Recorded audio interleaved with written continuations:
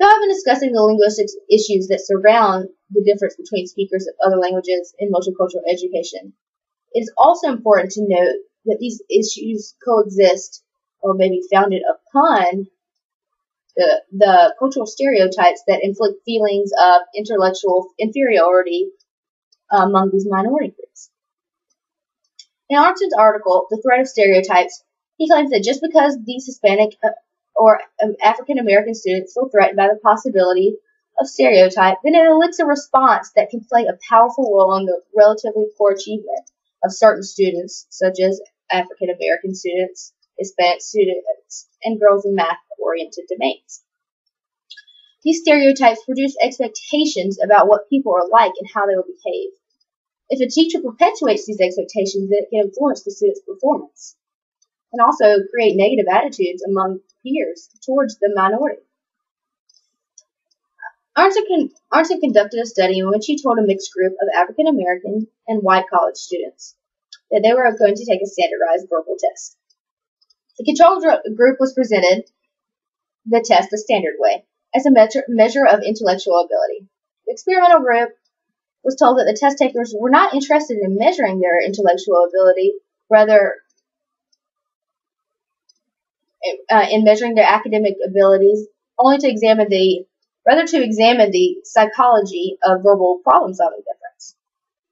As a result, African American students scored 2 times as well in the experimental group than those in the control. 2 times, and that's just such a major difference. But just because you're being told something, you're being told that you're going to be graded or not, yet you still have the same intellectual capability. Arnsen also mentions another study where it showed that just simply filling out a demographic information sheet where you had to indicate your race or ethnicity before taking a test, it produced similar results. Arnsen's experiments just proved that when students believed the test givers were interested in race, the test scores plummeted. Language and ethnic identity have become large causes of educational failure and tend to perpetuate poverty because of that. Or even, for example, think of a English as a second language learner having to take a test in English when they only know Spanish, or having to take a special test and have a proctor there with them in a different situation because of their language differences. It creates a stigma that's negative and can often occlude their mind during the test. They're so focused on why they have to be different from their classmates. A quote from Chapter 7 of Rethinking Multicultural Education from a high-performing African American high school student offers his view on why stereotypes are perpetuated underperformance at school. Well, and I quote, "Well, we're supposed to be stupid. We perform poorly in school because we all have it thought up in our heads we're supposed to be dumb, so we might as well go ahead and be dumb. And we think that most of the things we learn at school won't help us in life anyway. What good is a quadratic equation going to do to me if I'm picking up garbage cans?" Despite the fact that he was considered a high-achieving student, he could still readily explain why underperformance occurs through his own experience of stereotypes. So what can I do to help in the future? I can utilize some of the techniques Bates suggests that facilitate learning among minority students, such as working together in groups.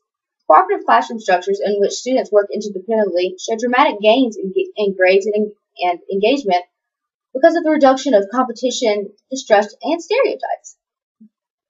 I can also teach my students that they need to conceptualize their intellectual ability as expandable rather than fixed. It is not fate that earned them that bad test grade, but them. They can reconsider the nature of their intelligence and learn to consider their mind as a muscle which they must work at to make stronger.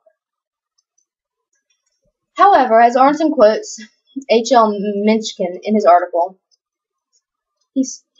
paraphrases, he says that he pointed out that for every problem, there is a solution that is simple, neat, and wrong.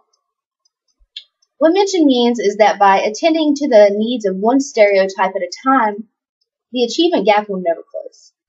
I'm guilty of it as well.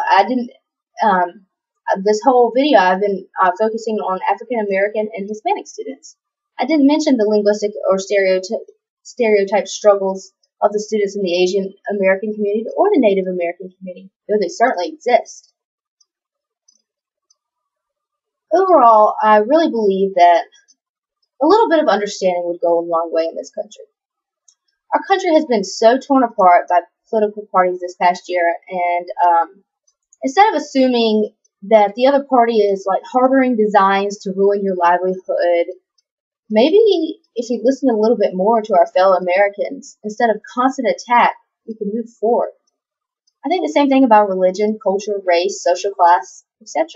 I recently had a woman come into the restaurant where I work at and tell me that every single Muslim in the world wanted to kill all of the Christians in the world, and proclaimed that it said so in their, and I quote, holy book. She didn't even know the name of their holy book, the Quran. Of course, I was not allowed to refute her claim, but I immediately thought of my two Muslim friends in Iraq and Algeria, who I met through a global understanding class during undergrad, and I still communicate with weekly. I just think if only she and other people could have access to the same multicultural education that I received, then they would be rid of some of the misconceptions and stereotypes that are perpetuated. The benefits of sitting down one-on-one to discuss and learn your differences would progress some people along to understand that diversity and variation between cultures, races, and ethnicities and languages are what makes the world so beautiful. What would we have to learn or aspire to if everyone fit the same mold?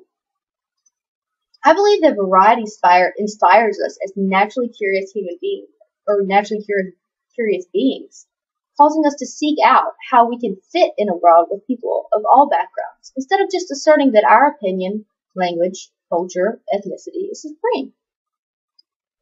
Starting at the K through 12 level, multicultural education can promote this curiosity, understanding, and maybe even a little more peace with ourselves, because we don't have to constantly try to argue our position in the world. I hope that I will go forward with this belief, and I hope to impart the importance of multicultural education and understanding to my future students.